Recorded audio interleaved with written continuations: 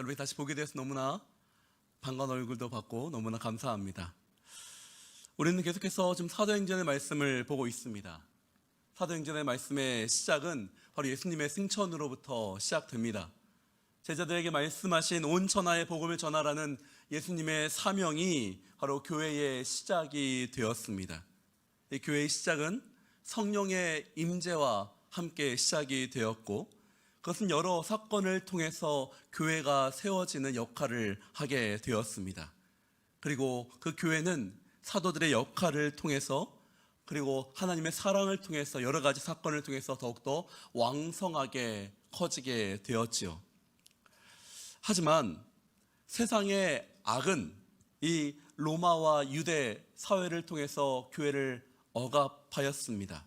교회를 분열하게 하였습니다. 하지만 하나님께서는 이 세상의 악을 또한 사용하셔서 오히려 선하게 바꾸셔서 복음이 온 천하에 전해지도록 만드셨습니다.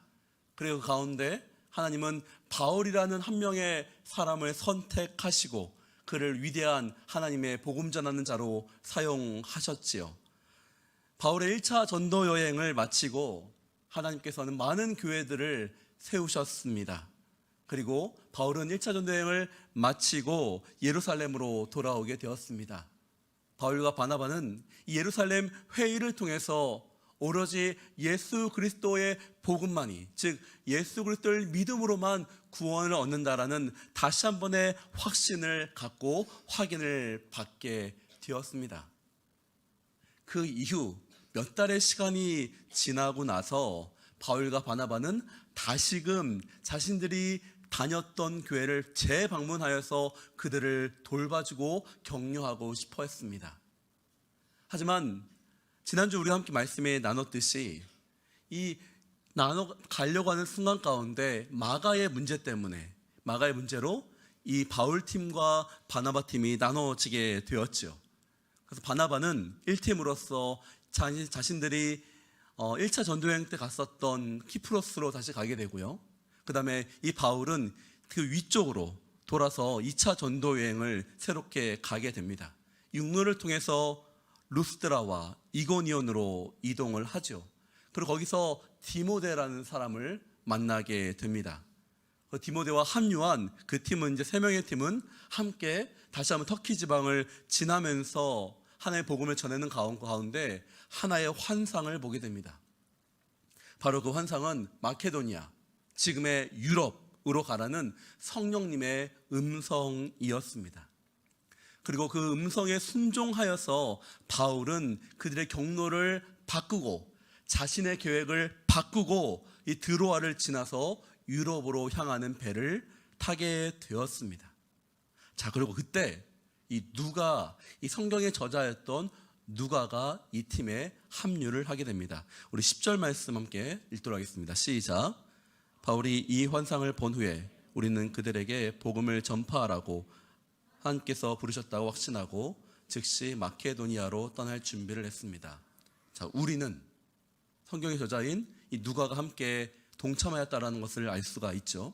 그래서 누가와 바울과 실라와 디모데 4명이 한 팀이 되는 전도여행 팀이 꾸려지게 되었던 것입니다. 우리는 오늘 본문을 25절부터 34절까지 읽었지만 내용은 실제적으로는 이 11절부터 저번 주 뒤에 일을 이어서 11절부터 끝에까지 40절까지 내용을 함께 나누도록 하겠습니다. 잠깐 사진을 함께 지도를 보도록 하겠습니다. 방금 제가 설명드렸던 1차 전도여행을 이렇게 지도 가운데 나타난 것이죠. 그래서 이 디모데를 데리고 환상을 봤던 드로아를 지나서 북쪽에 있는 이 마케도니아, 지금의 그리스 지방으로 가게 되었습니다. 남쪽에 있는 것은 북아프리카고요. 동쪽에 있는 큰 대륙은 지금의 터키 지방이고, 북쪽에 있는 이 대륙이 바로 마케도니아, 그리고 지금의 그리스 지방을 나타내는 지도이죠. 고맙습니다. 이 마케도니아 지방으로 이동한 이 바울은 이제 빌립보라는 지도로 이동을 합니다. 이 빌립보라는 도시는요, 지금의 우리로 말하자면 이 도청 소재지 같이 그 지방을 다스리고 있는 가장 큰 도시라고 보면 될 것 같습니다. 이 도시는 알렉산더 대왕이 자신의 아버지였던 빌립의 이름을 따서 지은 도시입니다. 이 도시는요, 굉장한 큰 군사적 도시였습니다. 퇴역한 군인들이 그 자리에 가서, 즉 로마인들이 그 지역에 많이 머물고 살았던 사람들이 많았습니다. 그리고 경제적 중심지였습니다. 그러다 보니까 이곳 가운데 굉장히 특이점이 있었는데 바로 강한 신분제가 있었다라는 것입니다. 로마인이란 자부심이 그들 가운데 있었습니다. 그리고 그곳은 자치권이 있었던, 시민권이 중요했던 곳이었습니다. 그래서 상류층에는 이 로마 귀족들과 퇴역한 군인 중에서 신분이 높았던 자들, 그리고 그 밑에는 퇴역한 군인 중에서 신분이 낮은 자들, 그들 밑에서 함께 상인들과 많은 이주민들이 그곳 가운데 함께 살았던 이 신분이 확실했던 그런 지역이 이 빌립보 지역의 특이점입니다. 그리고 대부분의 사람들은 종들, 로마와 함께 전쟁을 해서 졌던 나라 내 사람들을 그곳으로 데리고 와서 삼았던 종들이 굉장히 많았던 도시가 이 빌립보 도시입니다. 그리고 한 가지 특이점이 더 있었는데요, 유대인들이 거의 살지 않았던 도시라는 것입니다. 왜냐하면 이 로마인들의 도시였기 때문에 신분제가 확실하다 보니까 이 유대인들이 뿌리박기는 쉽지 않았던 것으로 봅니다. 그래서 이곳 교회, 이 빌립보를 통해서 세워진 교회가 빌립보 교회거든요. 이 사도 바울이 각각의 교회마다, 데살로니아 교회, 이 로마에 있는 교회, 그리고 에베소에 있는 교회, 자신이 지나서 세웠던 교회들마다 교회들을 위해서 편지를 보낸 것들이 이제 서신서인데, 이 빌립보 교회를 위해 쓴 편지가 빌립보서입니다. 이 빌립보서에 보면 특이한 것이 하나 있는데요, 바울이 다른 도시에 있는 교회들에게 편지를 보낼 때는 하나님의 사도가 된 나는, 이렇게 해서 복음서를 시작합니다. 왜냐하면 그곳에 있는 많은 성도님들이 유대인 출신인데, 이 유대인들이 바울이 사도됨을 믿지 못했거든요. 그래서 모든 도시마다는 이 유대인들 때문에 내가 사도인데 라고 시작합니다. 하지만 빌립보서는 유일하게 내가 사도인데 라는 말이 없이 시작합니다. 그 이유는 이 도시의 교인들이 대부분이 유대인이 아니라 이방인들로 구성되어 있기 때문이죠.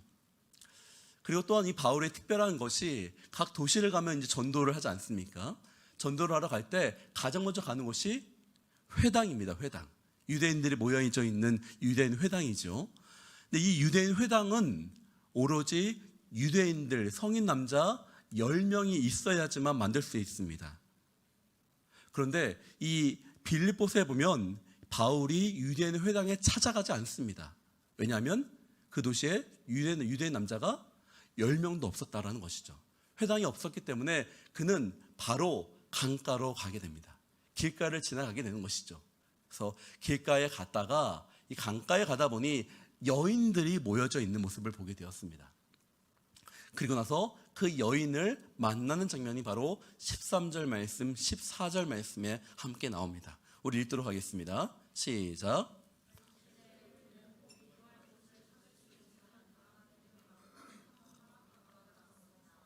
우리는 그곳에 앉아서 거기 모여있던 여인들에게 말씀을 전했습니다.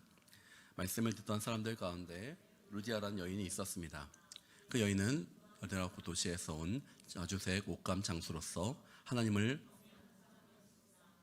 주께서 그 마음을 열어 바울의 말에 귀를 기울이게 하셨습니다. 아멘.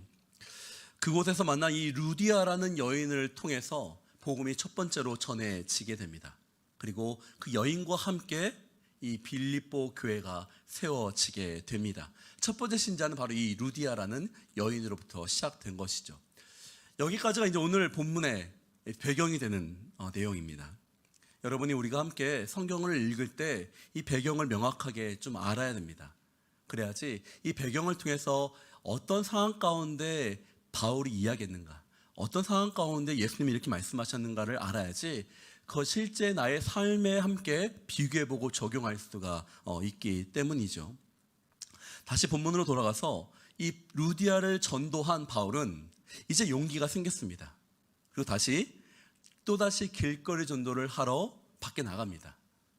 그리고 그 가운데 이제 한 가지 중요한 사건을 맞닥뜨리게 됩니다. 말씀 16절 말씀 17절 말씀 함께 보도록 하겠습니다. 시작. 오늘날 우리가 기도하는 곳으로 가다가 귀신 들린 한 여종을 만났습니다. 그 아이는 점을 쳐서 자기 주인들에게 아주 많은 돈을 벌어주고 있었습니다. 이 아이는 바울과 우리를 따라와서 이 사람들은 지극히 높으신 하나님의 종들로 당신들에게 구원의 길을 전하고 있다라고 외쳤습니다. 귀신 들린 여종, 지금으로 말하면 무당이겠죠. 어떤 이가 이 귀신 들린 이를 통해서 이 점을 쳐서 돈을 벌고 있는 모습을 보게 됩니다. 그 모습을 본 바울은 처음에는 그냥 지나쳤습니다. 하지만 이 여러 날이 지나는데, 계속 지나가는데 이 여종이 바울을 쫓아와서 이렇게 얘기하는 것입니다. 이 사람들은 지극히 높으신 하나님의 종들로 당신들에게 구원의 길을 전하고 있습니다 라고 말하는 것입니다. 어떻게 보면 여러분, 마치 바울과 하나님을 존중하는 말처럼 느껴질 수 있습니다. 하지만 전혀 아닙니다. 이 여인이 말하는 신, 하나님이라는 것은 그들의 신을 말하고 있기 때문이죠. 그리고 여러분 생각해 보십시오. 바울이 이제 하나님의 말씀을 전하려고 하는데 이미 어떤 누군가가 와서 저 사람들이 이제 하나님의 말씀을 신의 말을 말할 거다라고 미리 얘기해 버리는 것입니다. 그렇다면 이제 바울이 말하려는 하나님의 복음은 이 여인 때문에 복음을 전하는 것처럼 말이 오염되게 되는 것이죠. 그렇기 때문에 이 여종이 말하는 것은 전혀 복음 전함에 도움이 되지 않고 방해가 되는 현상이 일어난 것입니다. 그렇기 때문에 바울이 화가 난 거예요. 바울은 이제 말합니다. 참지 못합니다. 귀신아, 예수 이름으로 명한다. 나와라. 아멘. 여러분, 사단은요 결코 예수 이름을 감당하지 못합니다. 절대 예수의 이름에 귀신은 이길 수 없습니다. 만약 여러분들이 예수 이름으로 외쳤는데도 불구하고 귀신이 떠나가지 않는다면 그것은 예수의 이름에 힘이 없는 것이 아니라 우리가 예수를 온전히 믿지 못하기 때문인 것입니다. 제가 목회자로서 여러 번 귀신을 쫓는 일을 함께 했었습니다. 하지만 그때마다 제가 명확히 보고 느꼈던 것은 무엇이냐면 내가 예수의 이름을 명확하게 외치고 내가 예수의 이름을 믿고 예수의 보혈을 찬양할 때 결코 귀신은 가만히 있지 못한다라는 것입니다. 왜냐하면 내 안에 계신 예수 그리스도의 능력이 살아 계시기 때문인 것입니다. 다른 것은 없습니다. 오로지 예수님만이 진정한 능력과 힘이 있으신 것입니다. 여러분, 그걸 믿는 여러분 되시기를 예수님의 이름으로 축복합니다. 그래서 이 바울의 명함으로 귀신이 나갑니다. 하나님의 능력이 드러난 것이죠. 근데 여러분, 이것은 예수님께서 이미 하신 것입니다. 마가복음 1장 24절, 25절, 26절 말씀 함께 보겠습니다. 시작. 나사렛 예수여, 우리가 당신과 무슨 상관이 있습니까? 우리를 망하게 하려고 오셨습니까? 나는 당신이 누구인 줄 압니다. 하나님께서 보내신 거룩한 분이십니다. 예수께서 귀신을 꾸짖으시며 말씀하셨습니다. 조용히 하거라. 그리고 그 사람에게서 나와라. 그러자 더러운 귀신은 그 사람에게 발작을 일으키더니 비명을 지르며 떠나갔습니다. 똑같은 상황이죠. 예수님이 지나가는데 귀신 들린 사람이 저 사람은 하나님이 보내신 사람이다라고 얘기하는 것입니다. 똑같이 방해하는 겁니다. 그러자 예수께서는 나가라 라고 말씀하시죠. 그 일을 동일하게 예수를 품에 안은 바울이 한 것입니다. 여러분, 우리 안에 예수 그리스도가 있기 때문에 우리가 예수 이름을 외쳤을 때에 예수께서 우리를 통해서 그 일을 행하시는 것입니다.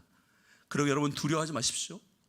우리가 하는 것이 아니라 우리 힘으로 하는 것이라 누가 우리 힘으로 하는 것이 아니라 누구의 힘으로 하는 것입니까? 예수님의 힘으로 한다는 그 사실을 여러분 결코 잊지 않기를 바랍니다. 우리 안에 사단이 방해합니까? 예수 이름을 외치십시오. 그럴 때 사단은 물려가게 될 것입니다. 이제 예수가 한 그 일이 사도를 통해서 이루어지고 이 귀신이 떠나간 후에 사람들은 이 일을 두려워하였을까요? 아니요. 놀랍게 이들이 두려워하면서 예수를 믿었던 것이 아니라 반대의 상황이 벌어지게 됩니다. 그 종의 주인은 귀신이 떠나가자 더 이상 이 종이 점을 치지 못하는 상황을 맞게 됩니다. 더 이상 돈을 벌지 못하게 되었습니다. 그러자 이 종이 구원받고 병이 났는데 거기에 집중한 것이 아니라 자기의 돈이 없어지는 것에 화가 나서 바울과 실라를 붙잡아 이 시청의 관청으로 데리고 와서 거짓 증언을 하면서 그들 감옥에 갇히게 합니다. 그리고 오늘 여러분이 본문을 읽은 것처럼 감옥에 갇힌 이 바울과 실라의 이야기가 나오는 것이죠. 여러분, 그렇다면 이제 우리는 봐야 되는 것입니다. 이 감옥에 갇힌 이 두 사람의 이야기가 우리에게 말하는 이유가 무엇입니까? 우리 먼저 가장 주목해야 될 말씀은 19절의 말씀입니다. 우리 19절 말씀 함께 읽도록 하겠습니다. 시작.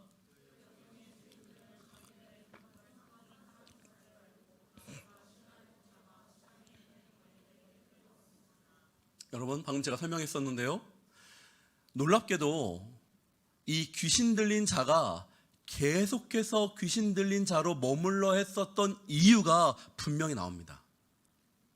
무엇입니까?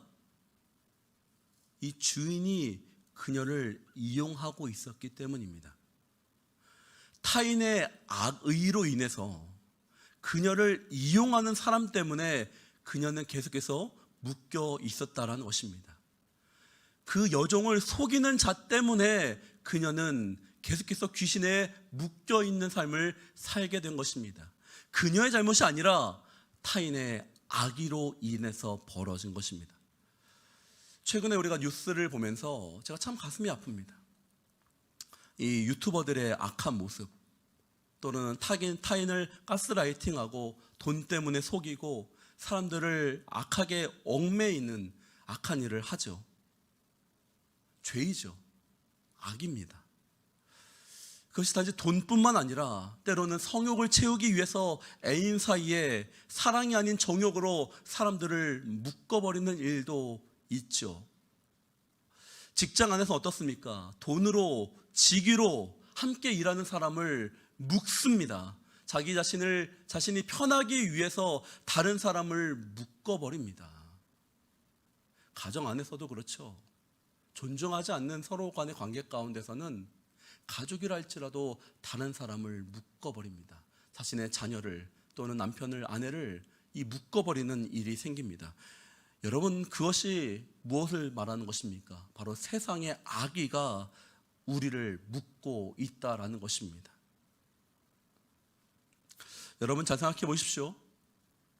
우리는 이 세상이 말하는 대로 잘 살면 마치 더욱더 풍요로운 삶을 살 것 같다라는 생각을 할 때가 있습니다. 진정으로 그런가요?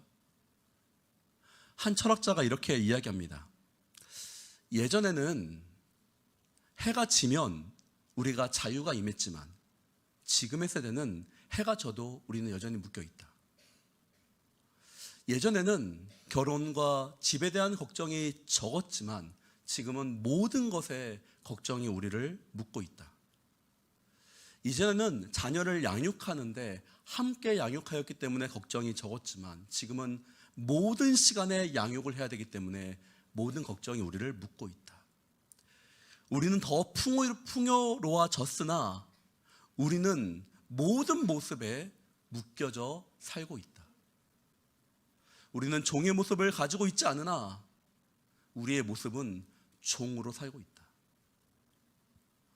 여러분, 우리가 현재 육체적으로는 풀려 있습니다. 어디도 묶여 있지 않죠. 감옥에 갇힌 사람 여기 없죠. 하지만 수많은 이유로 인해서 우리는 때로는 많은 세상 사람들은 보이지 않는 사슬에 묶여져 살고 있다는 것입니다. 이 여종처럼 말이죠.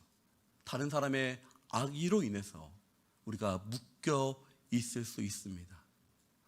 여러분들, 그 상황에서 이 묶임에 대해서 이것을 풀기 위해서 오신 분이 있습니다. 누구이십니까? 바로 예수 그리스도이신 것입니다. 우리 18절 말씀 함께 읽도록 하겠습니다. 시작.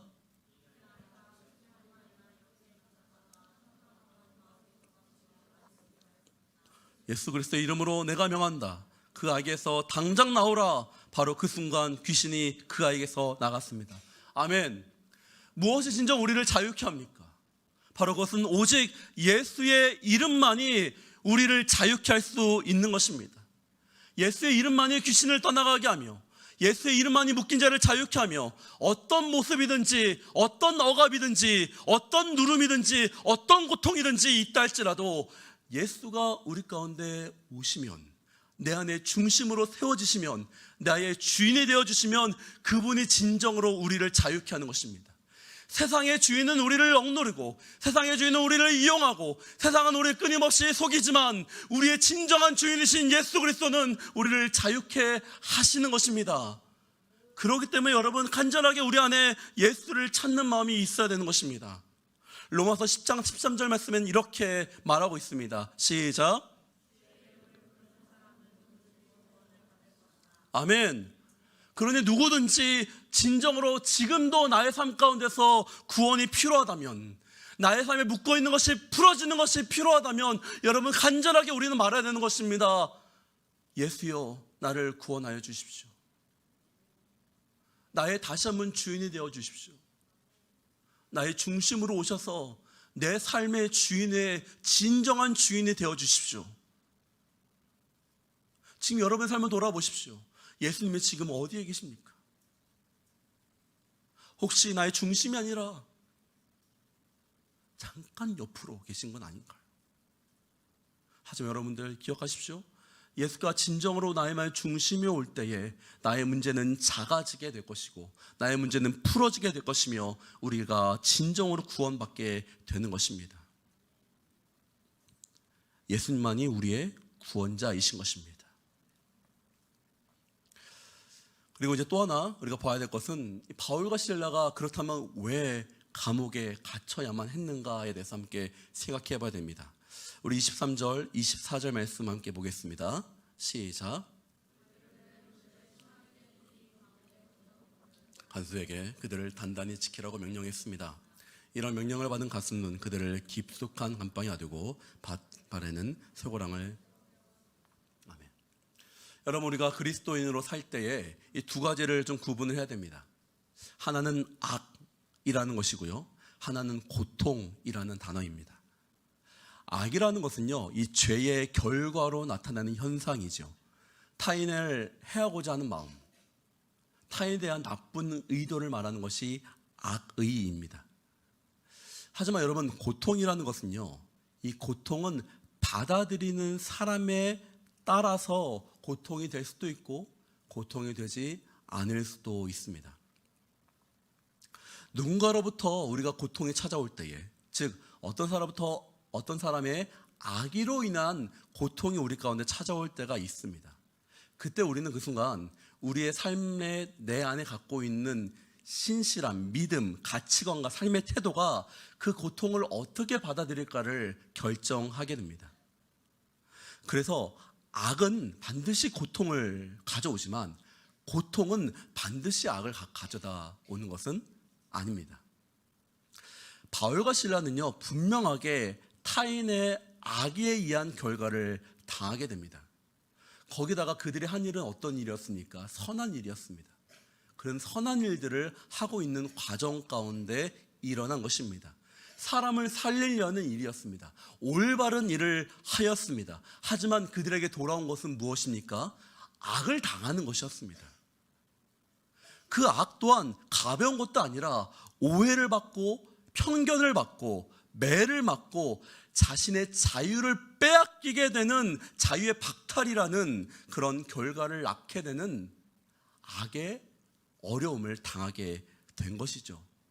그들은 묶임당하게 되었습니다. 그들은 고통당하게 되었고 감옥에 갇히게 된 것이죠. 그들은 분명하게 이 문제에 대해서 하나님께 불평할 수 있게 되었습니다. 충분하게 불평할 수 있는 상황이 되었습니다. 선한 하나님께서 자신들을 감옥에 있게 한 것에 대한 불평을 할 수 있는, 누구나도 그 상황 가운데 불평할 수 있는 상황이 되었죠. 그런데 그 순간 이 두 명은 다른 선택을 합니다. 25절 말씀 함께 보도록 하겠습니다. 시작. 기도하며 하나님께 찬송을 부르자 다른 죄수들이 기울여 듣고 있었습니다. 그들은 찬송을 부르고 있었다라고 말합니다. 어떻게 그들 마음 가운데 찬송을 부르고 있었을까요?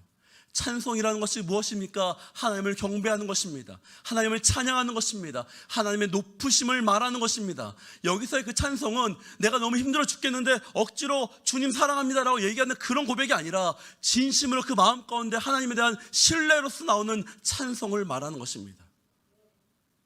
어떻게 그들이 그렇게 할 수 있었을까요?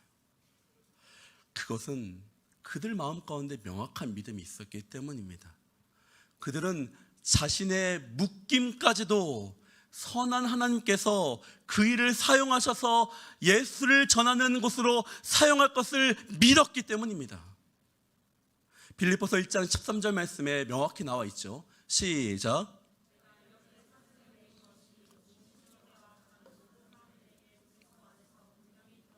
아멘.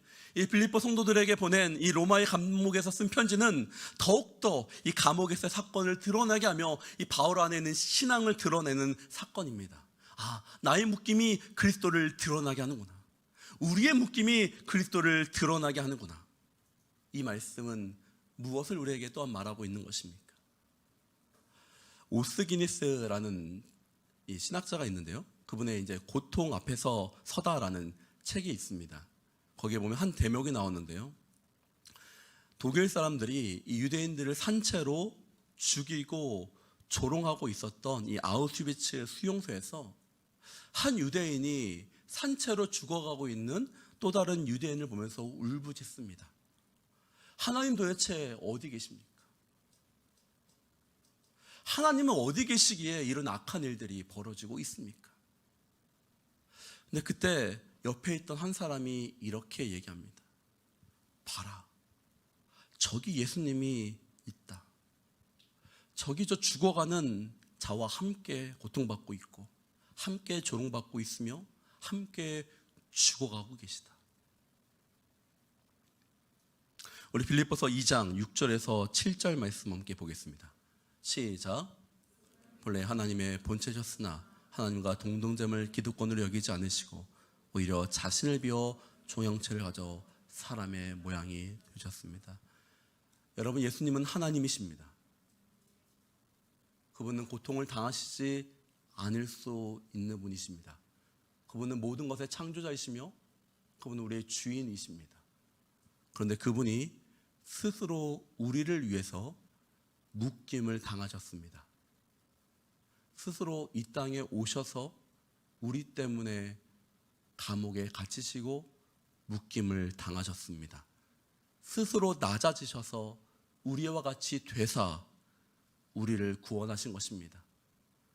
우리와 같이 되심으로 우리를 구원하신 것입니다. 왜 그러셨습니까?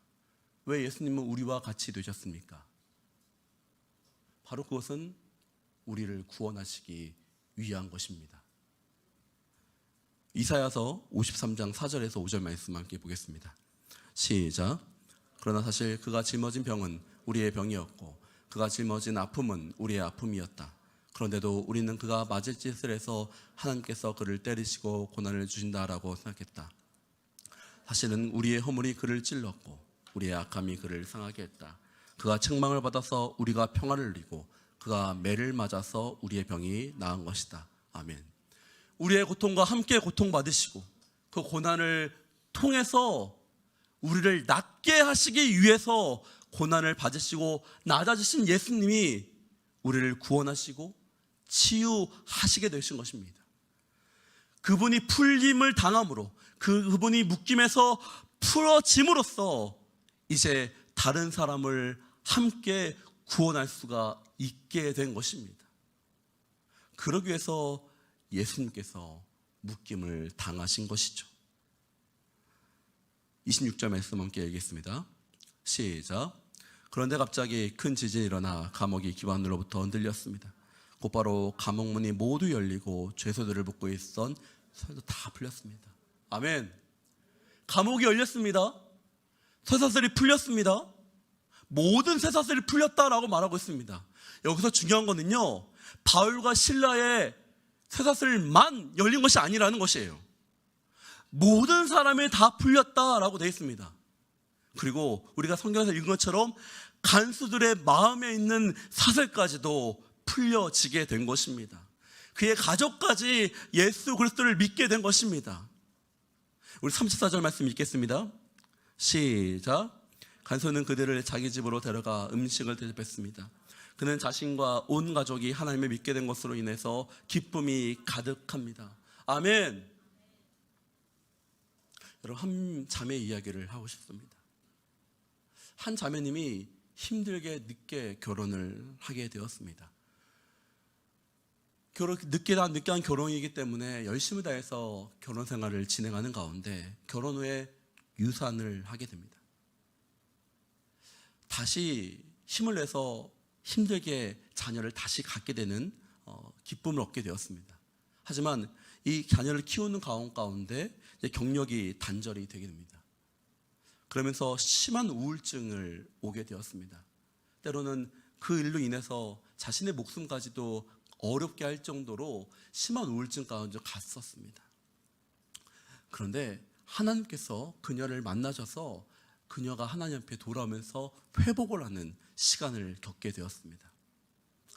그 시간이 많이 지난 이후에 어느 날 이 교회에서 1대1을 진행하던 가운데 그 사람이 양육자였고요, 한 명의 여인을 만나게 됐는데 자신과 똑같은 상황에 있는 여인을 만나게 됩니다. 그리고 그녀와 동행하며 그 동반자와 교제하며 그 동반자에게 자신의 아픔을 이야기할 때 그 동반자는 마음속에 묶여 있었던 그 어려움들을 치유받게 됩니다. 그리고 예수 그리스도를 영접하는 일을 깨달으면서 하나님을 믿게 되는 역사가 일어나게 됩니다. 그 사실을 보면서 이 자매님이 이렇게 고백하였습니다. 나의 아픔을 통해서 한 사람이 구원받게 해주심에 감사합니다. 여러분, 우리의 삶에 고난이 찾아올 때에 그 고난이 우리가 믿음으로 받아들일 때에 그것이 주님께서 우리의 고난을 기쁨으로 변화시켜 주실 것입니다. 그리고 나뿐만 아니라 내가 만나는 사람들을 구원으로 변화시켜 줄 것입니다. 그것이 바로 하나님의 능력입니다. 나의 아픔으로 두는 것이 아니라 나의 아픔을 하나님께서 구원의 도구로 사용하여 주시는 것입니다. 그러기에 우리가 예수 그리스도를 믿는 것이며, 그렇기 때문에 우리 안에 예수 그리스도가 능력이 되는 것입니다. 형제님들, 자매님들, 말씀을 정리하고자 합니다. 우리의 삶에 세상의 악의로 인해서 우리 삶에 고통이 올 때가 있습니다. 그것은 우리를 억누르고 때로는 진정으로 이 감옥에 갇히게 하는 상황에 느끼게 합니다. 하지만 그럴 때 우리는 두 가지를 반드시 기억하십시오. 하나는 예수께서 우리를 구원하신다라는 것입니다. 두 번째는 예수님께서 때로는 이 고난을 사용하셔서, 나의 지나왔던 그 아픔을 사용하셔서 다른 이들을 구원하게 하실 것이다.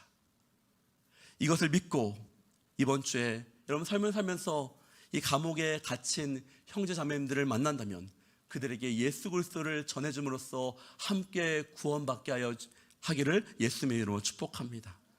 그리고 자신의 삶 가운데서 주님, 내가 왜 이런 일들을 겪었습니까? 라고 할 때 주님께 그거를 내어드림으로써 하나님이 그 일을 선한 하나님의 길로 바꾸는 그런 열매를 얻는 여러분 되시기를 예수의 이름으로 축복합니다.